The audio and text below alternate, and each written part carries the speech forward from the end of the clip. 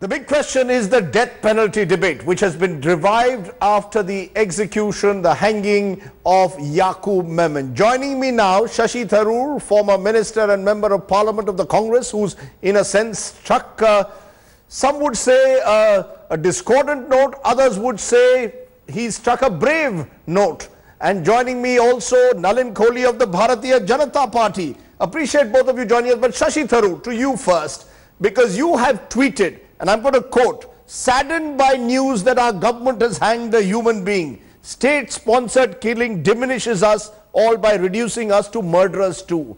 Now that's a brave statement, some would say, to make in the present atmosphere, but others would say, where was Shashi Tharoor when Afzal Guru was hanged? Where was Shashi Tharoor when Ajmal Kasab was hanged? In exactly the Are same you playing place. politics? In India today, India today wrongly said that I was silent and Afzal Guru. I was not. I was equally critical and I made the same points then, and it was one of my many controversies. So you guys create controversies for me and then forget that I've been in them already. This is a consistent position I have long held. I have opposed the death penalty. I've been critical of its application, and I had very good reasons for so doing. You talked about a discordant note or a brave note. I would simply say it was a humane note. What I'm talking about is the fact that the death penalty is now a thoroughly discredited method of retributive punishment. It has no deterrent effect, which is what punishment is supposed to ensure. It does not protect society. What it does essentially is the state starts playing the eye for an eye game. He has killed people, therefore we should kill him, which completely goes out of the context of what state-mandated punishments all about. But the fact, Mr. Tharoor, with due apologies, sir, it's on the statute books. With due apologies, Mr. Tharoor, the death penalty is on the statute books. As long as it is on the statute books, surely a terror attack will fall within the rarest of rare cases. And therefore, as the Supreme Court would argue, it was a punishment that was befitting the crime. And therefore, once the Supreme Court of the country has given a ruling for you then to now try and revive the death penalty, many will say, why is Shashi Tharoor doing so? You are a member of parliament, you are going against your party line, you've embarrassed your party. No. Let me stress, first of all, that I have not made a comment on a specific case. The case was merely the occasion at which this whole issue was being debated. But I have said that as far as the merits of the case are concerned, that is for the Supreme Court to determine. They have gone through their process, and I don't challenge them and their findings. What I'm talking about is the principle of why such a law should exist in our country. As a member of parliament, I'm entitled to have a view on the laws of our country.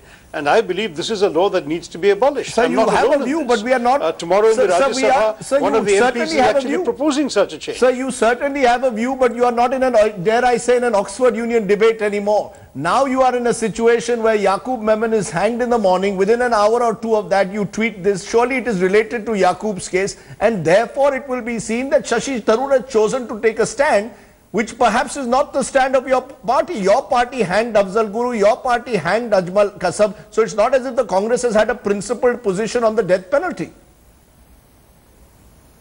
I didn't claim to be speaking for my party, Rajdeep. I made it very clear I'm speaking as an individual. Conscience is an individual matter. I don't think parties can collectively have a conscience. I think each individual speaks to what his own core beliefs are, and I believe the death penalty is wrong. But it's also wrong because it's ineffective.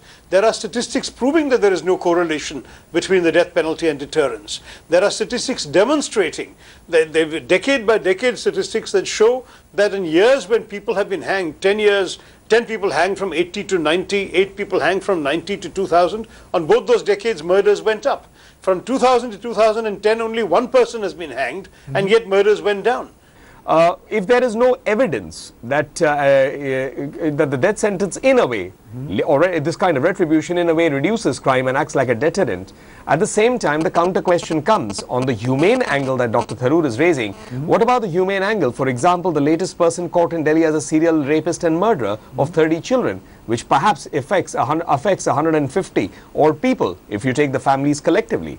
So therefore the question comes here, somewhere closure, a rare of a rare. The same goes for terrorism. But let me add on. Mr. Nalin Kohli, yes, the question that I asked you yesterday, I will then again raise that if you say that terrorism is rarest of rare and therefore deserves the death penalty, I could turn around and tomorrow say mass killings of the kind that happened in the riots of Mumbai of 92-93 also deserve the death penalty, of 2002 Gujarat, of 1984 Delhi. The fact is that in these instances of mass killing there are no death penalties.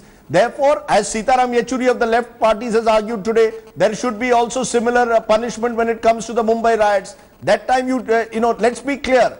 Once we are going down the route of death penalty, then anyone who takes someone's life deliberately and wantonly, whether on the grounds of religion, through a bomb blast or a riot, should face the death penalty.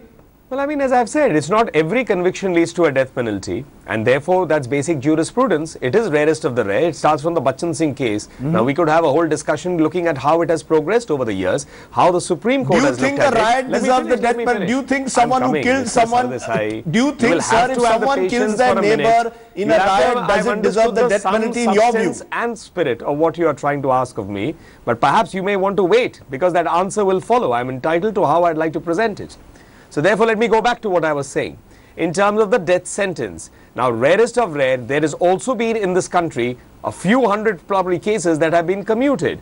Now, let's come back specifically to the riots. Yes, anyone who takes any kind of life, breaks the law, eventually there is going to be some action against that person. Why restrict it only to 84 and 93? You can extend it to every riot, because after all, a riot is not a pleasant situation, and it's a situation that shouldn't be there in the first place. What is your view? Innocent, my view, I'm coming on to it, innocent women, children, others get killed in it. So therefore, if there is a direct correlation in someone wielding a weapon, killing somebody, those options the judiciary looks at. What is your view? What is your view, Nalin Kolia? Babu Bajrangi in Gujarat. Those who said in the Mumbai riots, we must kill and avenge.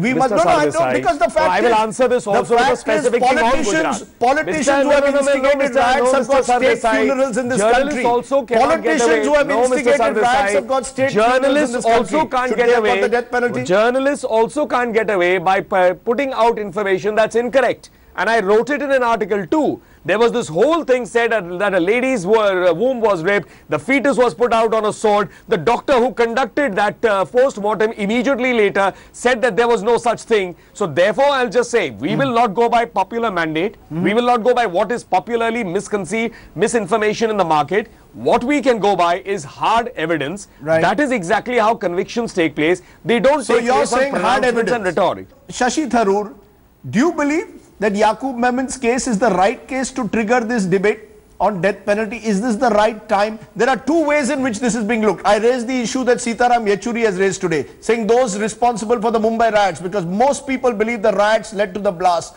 What about those who are responsible for the killings in the riots? Should they get the death penalty? There is also the question that an Asauddin Owaisi raises, where he seems to specifically focus on what he calls Hindu terror cases, which he claims are not being prosecuted. Are we opening up Pandora's box in the context of a death penalty debate, or do you believe this country is mature enough to handle a proper debate on the death penalty? Well, I think a debate is overdue, and it's not, as I said, about the specific case, but because a hanging has occurred, it becomes an opportunity to raise the question of whether any hanging is right. I mean, Nalin talked about media exaggerations in recovering riots. Sadly, media also fans outrage when it comes to things like killing, and there is an unseemly bloodlust in the attitudes of some people when it comes to hanging somebody in this country. And I think that's unworthy of us as a society. We have to ask ourselves, what kind of society do we want to be? This is a debate we've not had. It could take place in Parliament. It could also take place as a result of the forthcoming Law Commission report going to the Supreme Court.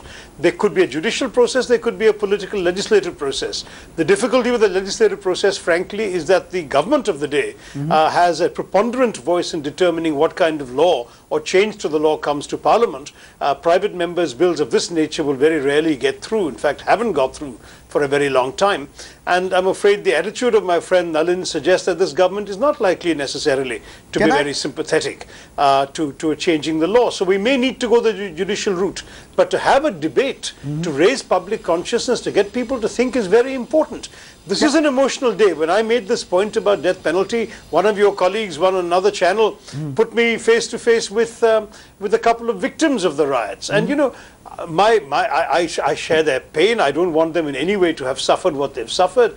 But sadly, sadly, hanging an individual is not going to bring back their loved ones, is not going to ease their pain or undo the 40 operations they've had to go through as a result of the bomb blast. So ultimately we have to ask ourselves whether retribution and revenge is actually going to solve any problem. Shashi Tharoor and Nalin Kohli, thank you. Appreciate your joining us. Two clear views. Thank you very much for joining us here on India Today.